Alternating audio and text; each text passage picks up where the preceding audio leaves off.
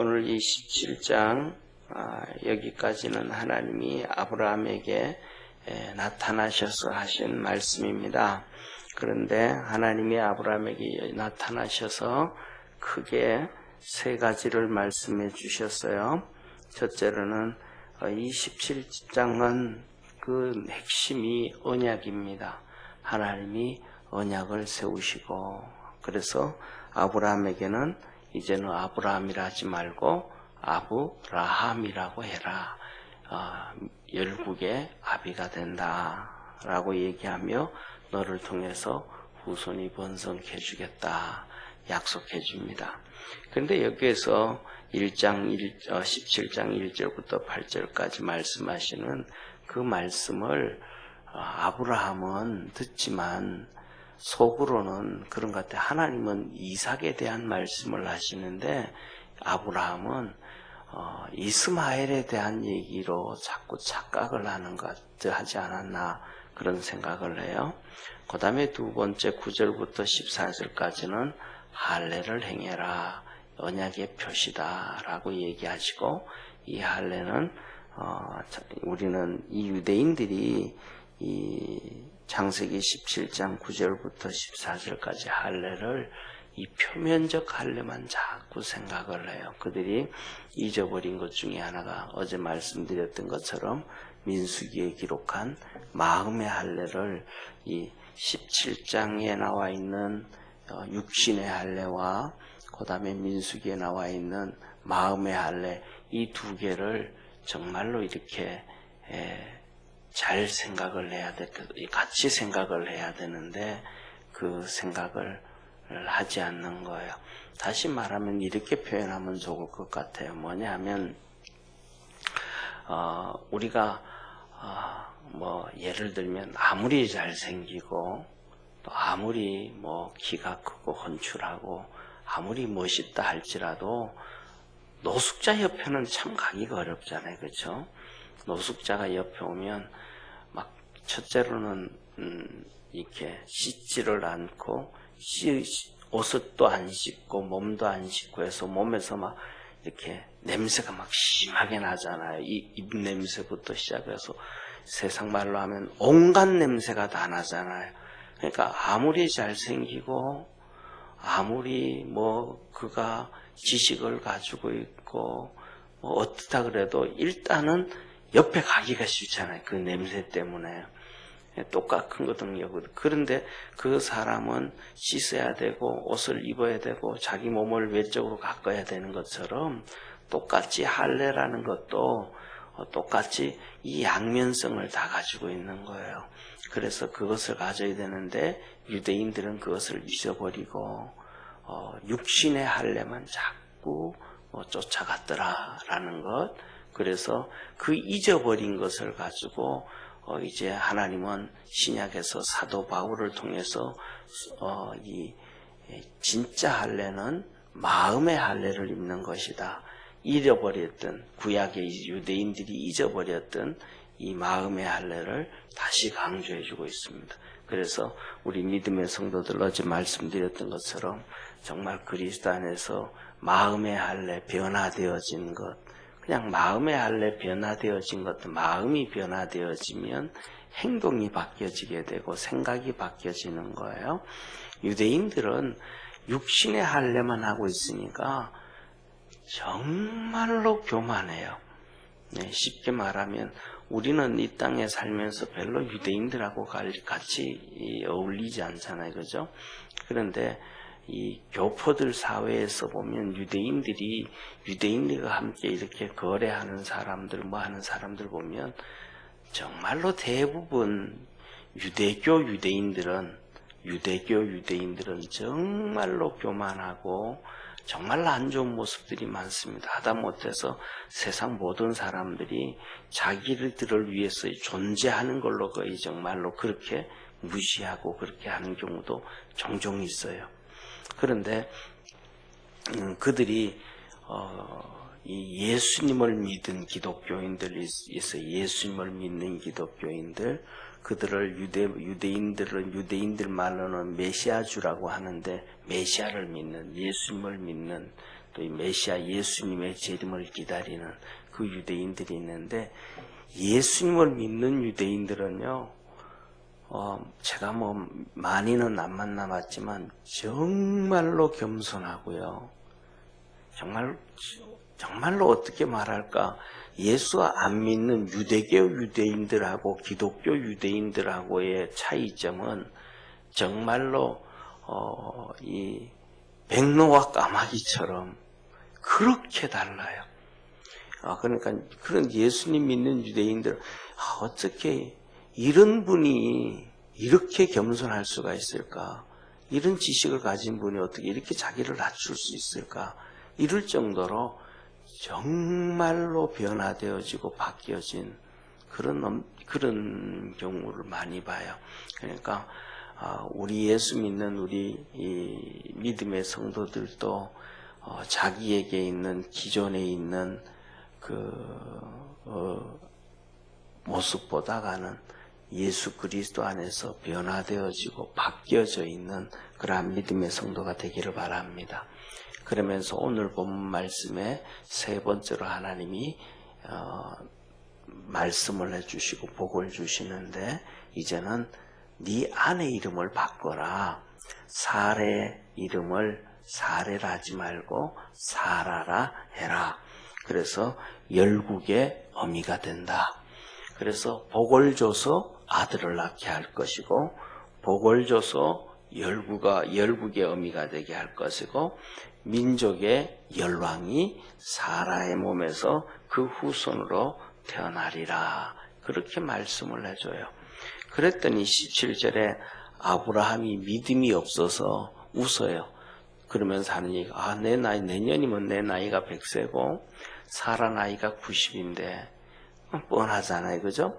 예, 사라가 경수가 끊어진 것도 다 알고 있고 어떻게 날 수 있는가 하고 웃어요.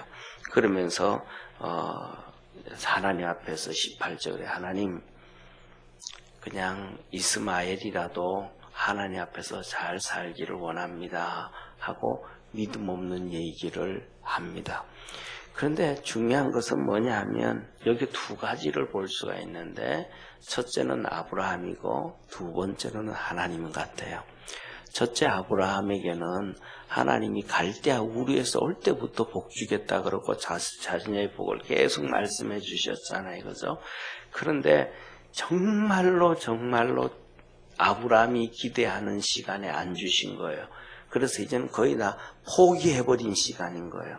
그러니까 포기해버렸으면, 이 정도 되어지면 아브라함이 하나님 앞에 좀 원망도 할 만하죠. 그죠? 아니, 준다고 그렇게 해놨으면 뭐 줘야지. 잘생긴 놈이 아니라도 못생긴 놈이라도 줘야지. 그럼 좀 불평을 해야 되잖아요. 하나님 앞에 좀 짜증을 내야 되잖아요. 그런데 아브라함이 절대로 그러지 않아요. 하나님이 안 주셨는데도 그가 불평하고 원망하고 짜증을 안 내요. 그러면 하나님이 또 말씀해 주셨는데, 어떻게 그게 되겠어? 그렇게 생각을 해요. 그러니까 저와 여러분 뭐냐 하면 두 가지 같아요. 믿음이 없어도 불평하는 사람이 있고, 믿음이 있어도 불평하는 사람이 있고, 믿음이 없어도 불평하지 않는 사람이 있고.